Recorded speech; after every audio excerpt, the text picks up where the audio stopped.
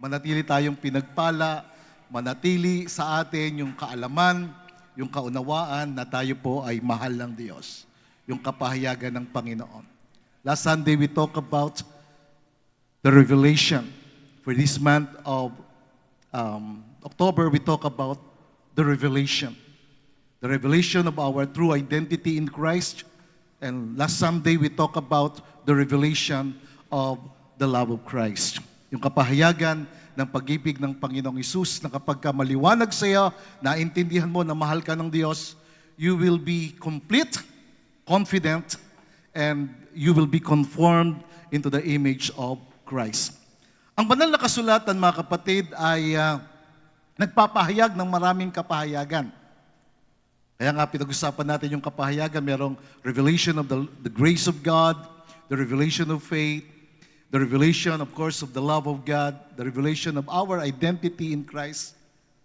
But none compares to the revelation of Christ Himself. Hindi kayang ikumpara ito doon sa kapahayagan ni Kristo. Kasi lahat ng mga yon ay tumutukoy lahat kay Kristo. Ang biyaya ng Diyos, ang pag-ibig ng Diyos, ang pananampalataya ay nakatuon kay Kristo. So ngayong umaga, ako po ay mangungusap sa paksang the revelation of Christ. Ang kapahayagan ni Kristo. You see, the revelation of Christ means the unveiling, the manifestation of who Jesus Christ truly is. Ito po yung pag-aalis ng takip sa ating buhay at paghahayag kung sino si Jesucristo sa atin. It's all about His divine life, His nature, His character, His work, and His light that shines in our hearts through the Holy Spirit. Yun, yung buhay ng Panginoong Hesus, yung kanyang kalikasan, yung kanyang katangian, yung kanyang gawa, yung liwanag niya. The Greek word for revelation is apocalypsis, which means an unveiling, a disclosure, a removing of the veil, and the manifestation of something previously hidden. Hindi lahat ng mga tao talagang kilala si Kristo. Hindi lahat ng tao mayroong personal na kapahayagan at kaunawaan kung sino si Jesucristo. Hindi lahat. Pagkasabi sa katabi mo, mapalad ka, nandito ka. Because this is the desire of God's heart for us, to reveal Jesus Christ to you. To reveal Christ to us. Ihayag siya sa ating buhay. Makilala mo ng lubusan si Jesucristo. You see, when we speak of the revelation of Christ, we are talking of Jesus Christ Himself unveiled to us. Tayo pinag-usap na tungkol sa Panginoong Jesucristo na nahayag sa atin. Not just a historical figure, but a resurrected, full of glory, and victorious Christ. Yung Kristo, yung ating Panginoon na nabuhay na muli. Hindi siya nanatili sa krus. Nabuhay siyang muli. Punong-puno ng kaluwalhatian at ng kapahayagan ng katagumpayan. You see, everything in the Bible, from Genesis to Revelation, points to one grand unveiling. Mula sa Genesis hanggang sa Revelation, ito ay tumutukoy sa isang paghahayag. At ito yung persona ni Jesucristo. Na yung kanyang liwanag ay magliwanag sa atin na siya yung image ng Panginoon sa atin, ng Ama. That is the manifestation of the glory of God. Alam po ninyo mga kapatid, sa lumang tipan, nakatago si Kristo. Christ was concealed in types, in symbols, in shadows, in sacrifices, in prophecies. Nakatago si Kristo roon sa lumang tipan. But in the New Testament, the veil was lifted. Yung pong takip na wala na. And Christ appeared in the fullness of the Godhead revealed in the human form. Na yung triune God na hayag kay Jesucristo, the Father, the Son, and the Holy Spirit. And that is why we talk about Jesus. We will talk about who He really is. And this is our verse again. In 1 John 4:17, Love has been perfected to us. Love has been revealed to us. And that is the love of the Father, the love of Jesus Christ, the love of the Holy Spirit that has been poured in our hearts. And kapag ka nagkaroon ka ng kapahayagan ng pag-ibig na yan, magiging kumpleto ka, magiging ganap ka, kukumpletuhin ka ng Panginoon, magkakaroon ka ng confidence. That's why the Bible says, the love of God has been perfected, has been completed among us, that we may have boldness, na magkaroon tayo ng katatagan, ng kalooban, ng pagkakatiwala sa araw ng paghuhukom. Mga kapatid, napaka-inam na maunawaan natin na mayroong judgment. Kaya po nais ni Lord na mabuhay tayo sa pag-ibig ni Kristo. Mabuhay tayo sa Kanyang pagmamahal. Huwag tayo mabuhay sa galit. Huwag tayo mabuhay sa poot. Huwag tayo mabuhay doon sa hindi pagpapatawad. Kasi kapag ka nabuhay ka doon, hatulan ka ng Panginoon. At hindi nais ng Panginoon sa atin. Nais ni Lord na pagharap mo sa Kanya, God will welcome you in His loving presence. And He will tell you, my son, my daughter, welcome into the joy of the Lord. Natatanggapin ka ng Panginoon. Why? Because you experience. Because you receive.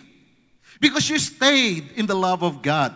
And that is the love of the Lord Jesus Christ. Because, the Bible says, dahil kung ano siya, ganun tayo sa mundong ito. As He is, so are we in this world. That verse is not a mere statement of faith. That verse is a revelation in itself. A revelation of Christ Himself. Ang kapahayagan kung ano si Hesus Kristo. Mga kapatid, yung phrase na as He is, it speaks of Christ's current heavenly condition. Yung word na as He is, ito yung kasalukuyan na kalagayan, banal, makalangit, punong-puno ng kaluwalhatian na kalagayan ni Hesus Kristo. Na siya'y nabuhay muli, glorified, victorious. Yun yung ibig sabihin ng as He is. Not as He was, not in the future, but in His current or present heavenly status, position. Resurrected, glorified, victorious. You see, when Christ revealed Himself to Apostle John, it was a glorious moment for him. Yung sumulat niyan, si John, the beloved, the Apostle John. And when Christ revealed Himself to John, the beloved, that moment was a glorious moment, punong-puno ng kaluwalhatian. He saw the Lord Jesus Christ, full of glory and power. Tingnan natin saglit yon. In Revelation chapter 1, verse 14. When he saw Jesus, His head and His hair were white like white wool. Nang makita niya ang Panginoong Hesus, ang ulo ng Panginoong Hesus, at ang kanyang buhok ay puting-puti na kumikislap na katulad ng niebe, nung snow. At ang kanyang mga mata ay nagliliyab. His all-seeing eyes were flashing like a flame of fire. Yung kanyang mata nagliliyab. Alam nyo, ang pinakamainit na bahagi ng apoy, yung nasa gitna nun, yung bluish. And that is the eyes of the Lord. Flaming fire. The all-seeing eye. Nakita siya ni John the Beloved. Nag-reveal si Jesus Christ sa kanya. And in verse 15, His feet were like burnished white, hot bronze. Ang kanyang mga paa ay parang pinong tanso na nagliliyab sa apoy. Gaya ng dinalisay sa hurno ng apoy. Refined in a furnace. Yung paa ng Panginoong Hesus, ito po ay nagliliyab na katulad ng pinong tanso na nag-aapoy. At ang kanyang tinig ay makapangyarihan. His voice was powerful like the sound of many waters. Ang kanyang boses ay katulad ng lagaslas ng tubig. Yun ang nakita ni John. When Jesus Christ revealed Himself to him, then suddenly, he fell to the ground. Nasubsob siya. Hindi niya kaya yung glory. Hindi niya kaya ang kaluwalhatian ng Panginoon. You see, kapag ni-reveal ni Lord ang kanyang presence sa iyo, hindi mo kakayanin, talagang babagsak ka. That's why in verse 17, and when I saw Him, nang nakita ko siya, sabi niya, I fell at His feet as dead man. Bumagsak ako na para akong patay. But He laid His right hand on me, saying to me, do not be afraid. Huwag kang matakot. Ako ang una at ang huli. Ako ang Alpha at ang Omega. Purihin ang Panginoon. That's why Apostle John has that boldness to speak about Jesus. Why? Because he experienced Jesus. I'm here speaking about the Lord Jesus Christ because I experienced Jesus. And I enjoyed Him. You see, the revelation of Christ is a spiritual unveiling. Ito yung nahayag sa Kanya. Ito yung pinahayag sa Kanya. It is a moment, ito yung pagkakataon when the Holy Spirit will open our eyes. Ito yung pagkakataon na binuksan ng Holy Spirit yung kanyang mata at nakita niya kung sino si Jesucristo. Punong-puno ng kaluwalhatian. Punong-puno ng kapangyarihan. Punong-puno ng pag-ibig. Ng biyaya. Ng kagalakan. Punong-puno ng pagpapala. You see, the perfect image of Christ was revealed in a human form. Puti-puti na buhok, nagniningning na anyo, ang mga mata na nag-aalap, nag-aapoy. Punong-puno ng kaluwalhatian. Kapag ang Panginoong Hesus nahayag, kung ano siya, yung ganun tayo. The perfect image of Christ was revealed in human form, in which He became the pattern of who we were created to become. That's why the Apostle John experienced that glory in himself. Mga kapatid, tandaan po natin ito. Kapag si Kristo ay nahayag sa iyo, mababago ka. Everything in you will change. Your identity will become changed. His identity will become your identity. His love will complete you. Ang kanyang pag-ibig ang magkukumpleto sa iyo. Ang kanyang pagmamahal ang magpapaging ganap sa iyo. At ito magbibigay sa iyo ng pagkakatiwala, ng confidence. And He will conform you into His image. You see, the revelation of Christ is the unveiling of God's divine glory. It gives illumination, an expression of Himself, of He who truly is, and of the manifestation of His glory. So the question today is, what does the revelation of Christ really mean? Ano ba ibig sabihin ng kapahayagan ni Kristo? Ano ba yung mararanasan mo kapag si Kristo nahayag sa iyo? You see, when Jesus revealed Himself, He's full of truth and glory.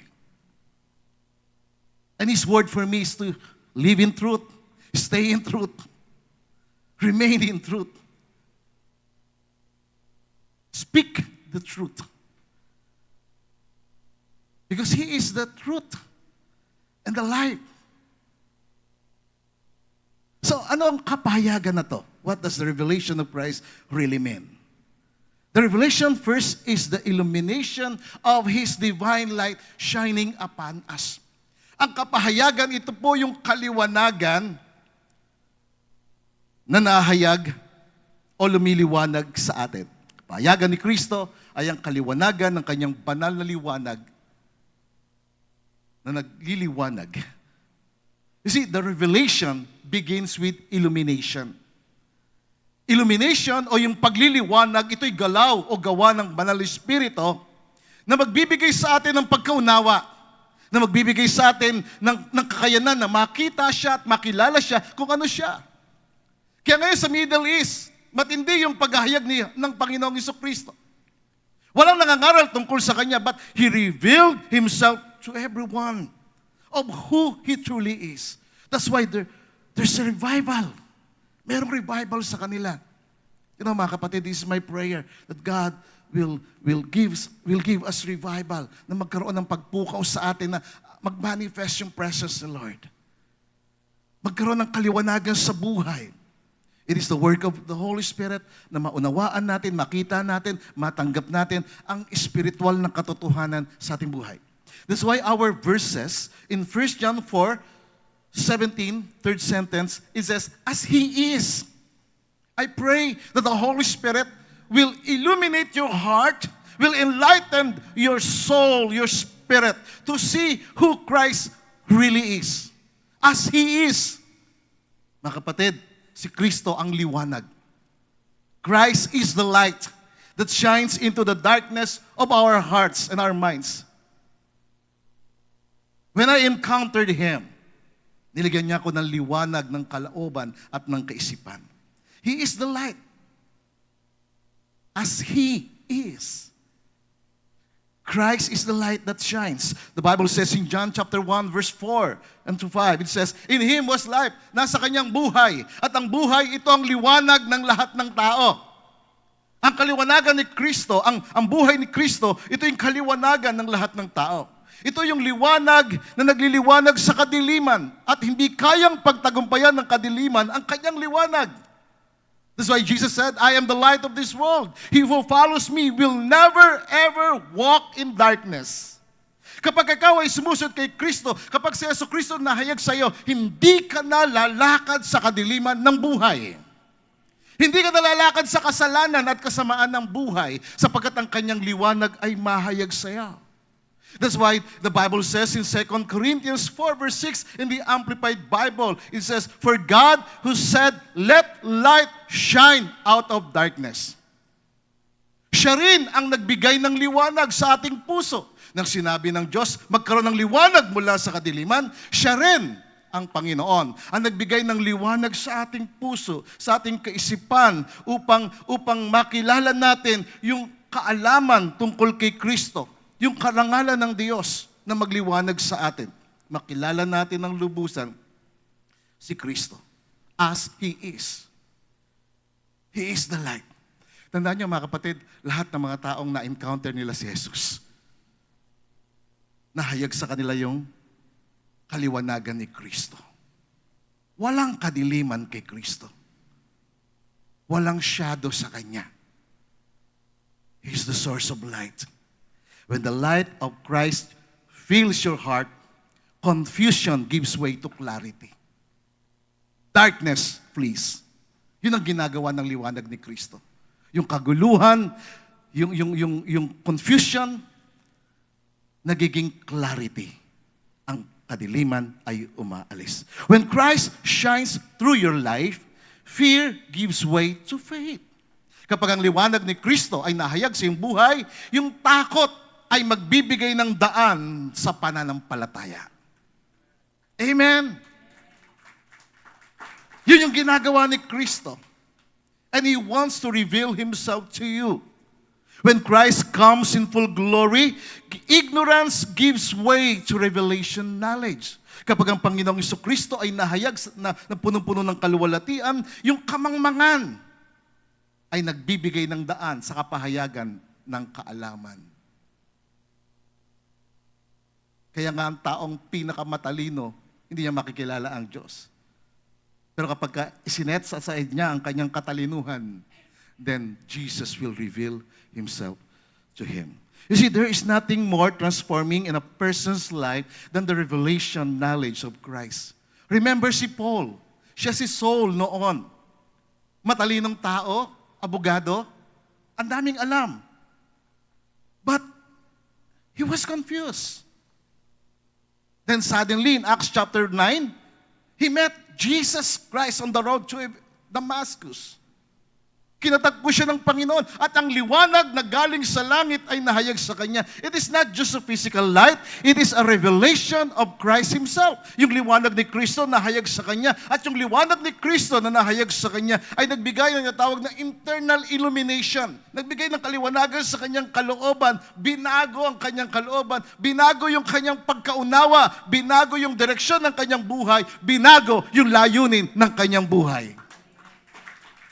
Ito ang ginagawa ng Panginoong Jesus kapag ipinahayag ng Panginoon ang kanyang sarili.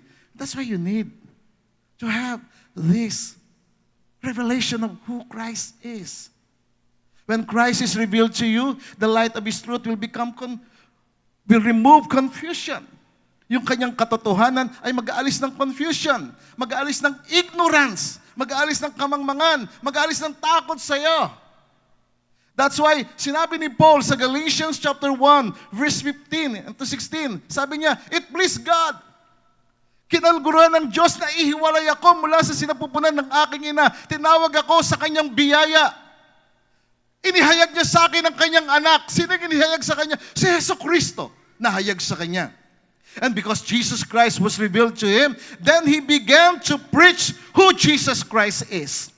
If you will read the book of Acts, nang makatagpo niya ang Panginoon, then he began to preach of who Jesus is. Pinangaral niya si Kristo. Dahil nakatagpo niya ang Panginoong Hesus. Dahil nahayag ang Panginoong Hesus sa kanya. Dahil pinagliwanag ng Panginoon ang kanyang kalooban. You see, the revelation of Christ is the illumination. Ito yung pagliliwanag ng buhay. Pangalawa, the revelation of Christ is the expression of God. The expression of the image of God within us. Pag sinabing kapahayagan, hindi lamang ito kaliwanagan, ito ay kapahayagan ng imahe ng Diyos. Ng larawan ng Diyos. You see, the expression of the image of Christ is the nature of Christ. The character of Christ. His life being revealed inwardly and outwardly through us. That's why we bear the image of Christ. In our text, na ina-highlight natin, pangatlong linggo na isa lang ang verse natin, 1 John 4:17, it says, as He is, so are we. Kung ano siya, ganun din tayo.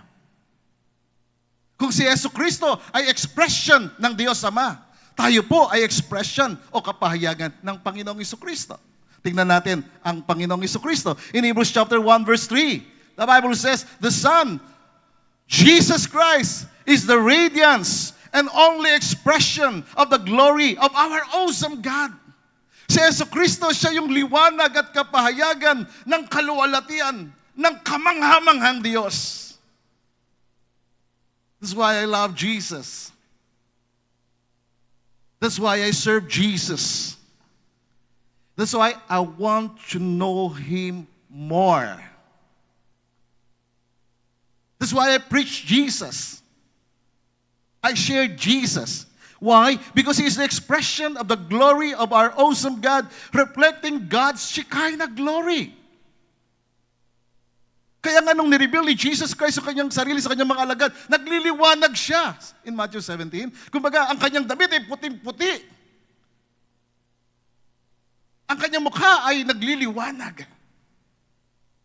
And the same glory has been revealed. He is the exact representation.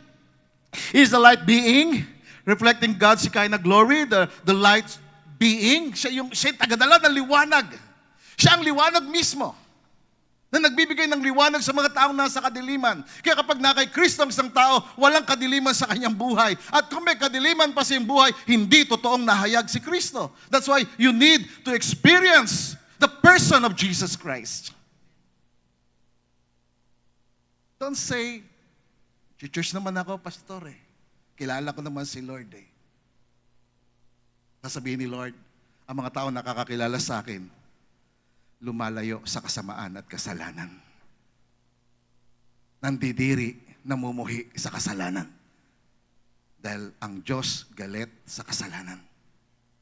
Kaya ang kanyang anak sa krus ay naging sumpa, naging katulad ng ahas, naging katulad ng kasalanan sa krus.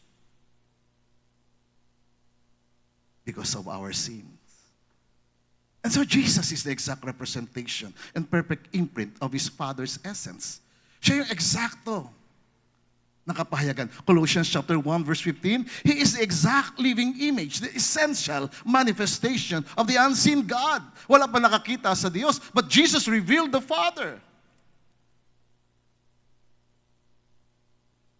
Kaya ang nakita nga ni Moses doon sa burning bush, he is Jesus Christ Himself.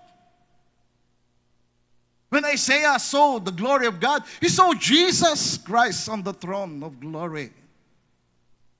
At nung nakita niya si Jesus, nabago siya.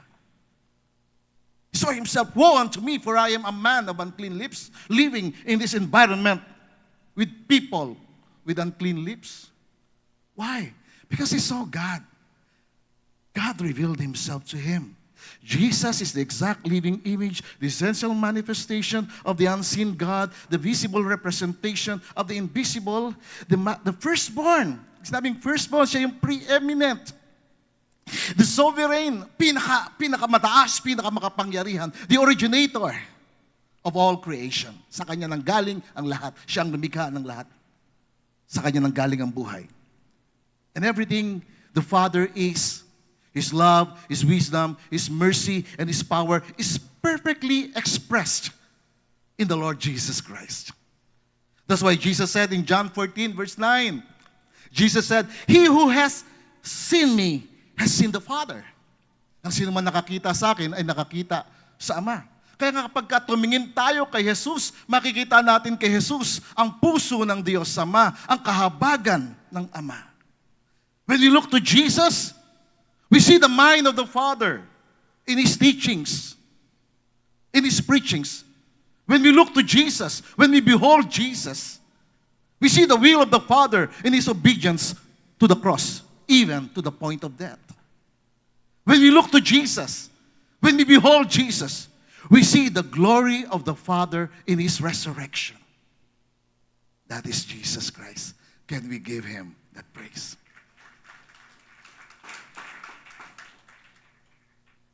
Pero ito yung susi. Here is the key. That the same Christ, who is the expression of the Father, as He is, so are we in this world. He is within us. The Bible says in Colossians 1:27, in the Amplified Bible, it says, God in His eternal plan chose to make known to them. Sino yung them? Ikaw at ako. Ang Diyos sa Kanyang walang hanggang plano, pinili Niya na ihayag ang Kanyang sarili sa'yo, sa atin. How great for the Gentiles are the riches of the glory of these mysteries. Mystery. Ang mga himtil, tayo po yon. Tayo yung kapahayagan. Tayo yung tagapagmana ng kadakilaang ito, which is Christ in and among you, the hope and guarantee of realizing the glory of God. In short, pagkasabi sa katabi mo, Christ is in you. The hope of glory. Amen? When we receive Jesus Christ, He is in us. He is within us. He is our Lord. He is our Savior. He is our healer. He is all in us. Our hope of glory. Pag-asa sa kaluwalhatian. Can we give Him the praise? You see, because Christ is in you, the Bible says in our text, as He is, so are we in this world. We become the expression of Christ. If Jesus Christ is the expression of the Father, ang sino man makakita kay Jesucristo, nakita ang Ama, the same with us. That we as believers, tayo po ng mga sumasampalataya sa Kanya, tayo po ay tagapagdala, carriers tayo ng image ni Kristo. Na dahil si Kristo nasa iyo, si Kristo nagsasalita sa pamamagitan mo. Dahil si Kristo nasa iyo, si Kristo ay humahaplos, nagdadampi ng Kanyang pagmamahal sa iba sa pamamagitan ng iyong mga kamay. Dahil si Kristo nasa iyo, siya ay nagmamahal sa pamamagitan ng iyong puso. Do you believe that? Amen? You see, this is more than imitation. This is the impartation of life. That as you behold Him, you will receive that revelation of being like Jesus Christ. Na maging katulad ni Kristo. Na ma-impart sa iyo yung buhay ni Kristo. That His life is our life. His love is our love. His joy is our joy. His faith is our faith. It is not just about trying to be like Jesus. It's about Jesus Christ living His life within us. Na yung isip niya, maging pag-iisip mo. Yung kanyang salita, maging salita mo. Yung kanyang espiritu, maghayag sa iyo ng pag-ibig ng Diyos. Mga kapatid, ang salamin ay walang reflection ng liwanag sa kanyang sarili. Ang salamin ay magre-reflect lamang kung ano yung liwanag na nasa kanya. I-reflect niya yan. Iahayag niya yan. When we stand in the light of Christ, because we are in Christ, because Christ is in us, then we become the mirror of Christ to the world. Nagiging salamin tayo, nagiging expression tayo ng image ni Kristo. Tandaan nyo mga kapatid, ang mga tao hindi nagbabasa ng Biblia. Pagkasabi sa katabi mo, ikaw ang binabasa. Amen? Maraming tao hindi nagbabasa ng Biblia. Pero ang binabasa nila, yung taong nagbabasa ng Biblia. Kaya dapat kang patuloy na magbasa ng Biblia. Dapat kang mamuhay kay Kristo. Because the Bible says, His love has been perfected among us. That we may have boldness in the day of judgment. Because as Christ is, so are we in this world. That is why when the Pharisees saw the disciples of Jesus Christ, the Bible says in Acts 4 verse 13, it says, when they saw the boldness of Peter and John, and perceived that they were uneducated, untrained, they marveled ng kanilang mapag-alaman na si Pedro, si Juan ay hindi nakapag-aral. Hindi naturuan sa mataas na paaralan. Hindi galing sa mataas na paaralan. Namangha sila at kanilang na-realize na pag-alaman nila na itong si Pedro at si John nakasama ni Jesucristo. Na-impart sa kanila yung confidence, yung courage, yung wisdom ni Kristo. Christ Himself has been expressed to them. Nahayag sa kanila kung sino si Kristo. Mga kapatid, kung sinong lagi mong kasama, kung sinong lagi mong kausap, magre-reflect siya sa iyo. Are you with me? That's why we need to pray. We need to talk to Jesus. We need to keep on meditating His Word, praying to Him, because He will express Himself to you. He wants to reveal Himself to you. He wants to illuminate your heart. He wants to express His life to you. Ihayag niya ang kanyang buhay sa iyo. Yun yung kapahayagan. The revelation of who Christ is. Illumination, expression of Himself to us. And third is the manifestation of His glory. Not just in the next life, but in this world, sa mundong ito. Love has been perfected. Love has been completed. That we may have boldness, we may have confidence in the day of judgment, because as He is, the Bible says, as He is, so are we in this world. Can we show that? Yun.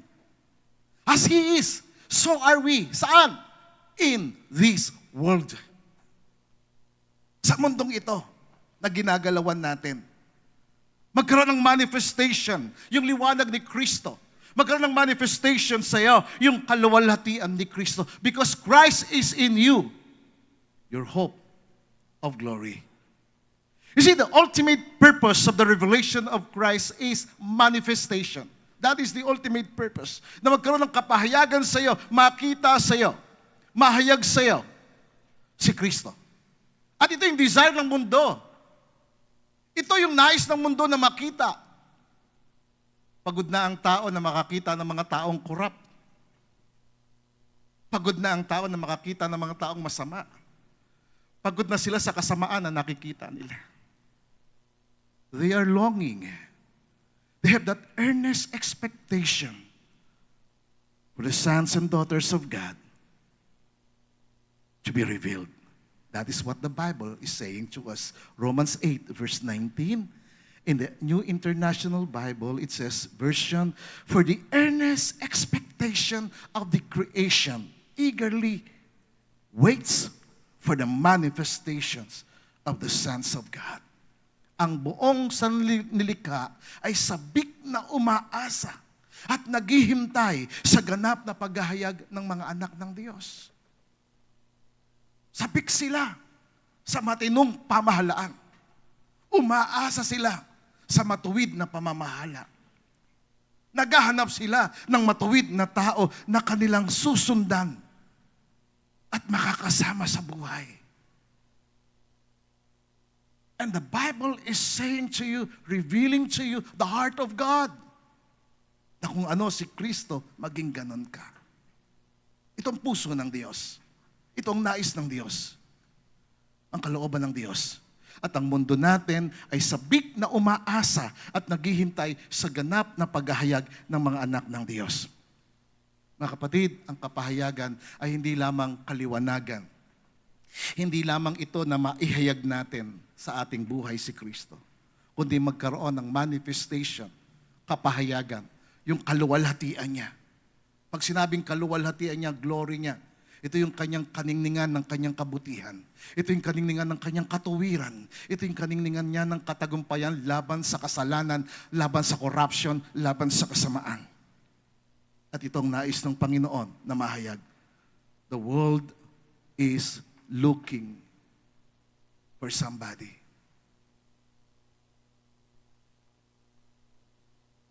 That Christ be revealed. You see, when Christ is revealed upon you, that is an illumination of the light of Christ. When Christ is revealed within you, that is an expression upon you, within you, expression of the image of God. When Christ is revealed through you, that is the manifestation of His glory. And the world is waiting. Diba? Ang mundo naghihintay, sabik na sila na mahayag ang mga anak ng Diyos. Sige natin yun sa Common English Bible, another version of Romans 8, verse 19. It says, the whole creation waits breathless. Naghihintay sila. Sabik na sabik sa paghahayag ng mga anak ng Diyos na magpapakita ng kaluwalhatian ng Diyos. Because the Bible is telling us, love has been perfected among us. If the love of God has been perfected inside of you, if the love of God is completing you, if the love of God is giving you that confidence, then you will be conformed to Jesus Christ.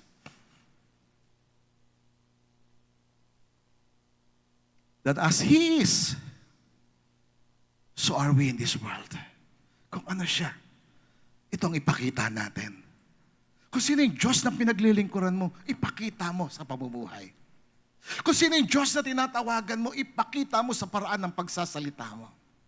Kung sino yung Diyos na iyong tinatawagan, ipakita mo sa paraan na kung paano ka namumuhay na ang kaluwalhatian niya ay mahayag sa iyo. Dahil ang mundo, dahil ang iyong mga kapitbahay, ang iyong mga kaibigan ay sabik na makakita ng mga taong matuwid ang pamumuhay. Purihin ang Panginoon. You see, when the world sees His love conquering hate, His peace ruling over chaos, His power in healing and restoring lives, they are witnessing the manifestation of Christ's glory. Kapag ang mundo natin nakakita ng pag-ibig, na yung pag-ibig na yun, nako-conquer niya, na pagtatagumpayan niya yung galit, yung poot, yung hindi pagpapatawad, then that is the manifestation of Christ in your life. Kapag nakita nila na yung kapayapaan, nagahari sa gitna ng kaguluhan, then that is the manifestation of the glory of God. Kapag nakikita nilang mayroong kagalingan, mayroong kapatawaran, mayroong pagpapanumbalik ng buhay na nababago, naayos ang buhay, na itutuwid ang buhay, that is the manifestation of the glory of God. Revelation is not just about information. I'm not here to inform you. I'm here and praying for you to have the revelation. When you receive the revelation, you will be transformed. mababago ka. Babaguhin ka niya.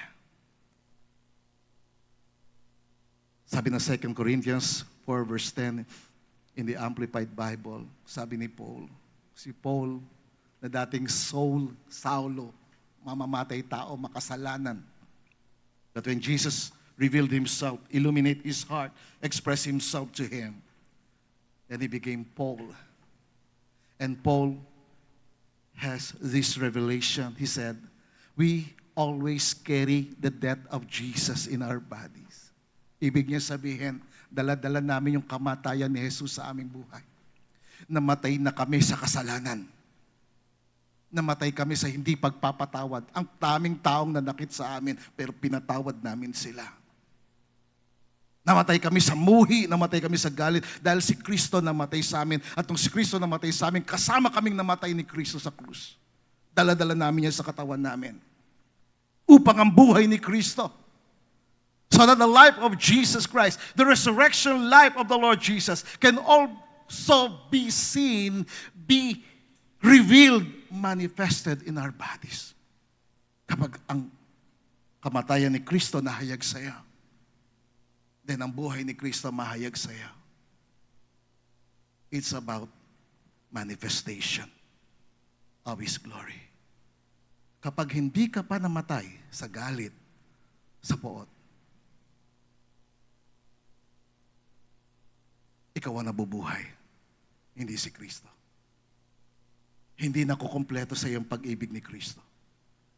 That's why 3 Sundays hina-highlight natin. Ang 1 John 4:17.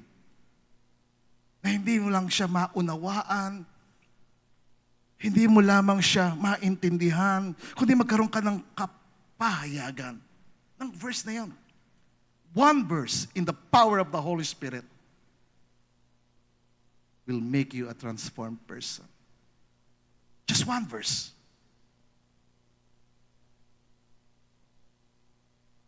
The love of God has been perfected, completed in us, among us, so that we may have boldness, confidence in the day of judgment. Dahil kung anong pinamuhay ni Kristo, as He is, kung ano si Kristo, maging ganon tayo. Namatay si Kristo sa kasalanan, mamatay ka sa kasalanan. Mamatay ka sa muhi, mamatay ka sa galit. Mamatay ka sa unforgiveness. Mailibing lahat yun. At mabuhay si Kristo sa iyo. Mabuhay ang liwanag ni Kristo, ang kapangyarihan ni Kristo sa iyong buhay. Yung kanyang resurrection life, mag-manifest sa iyo. Amen? Can we give Him that praise?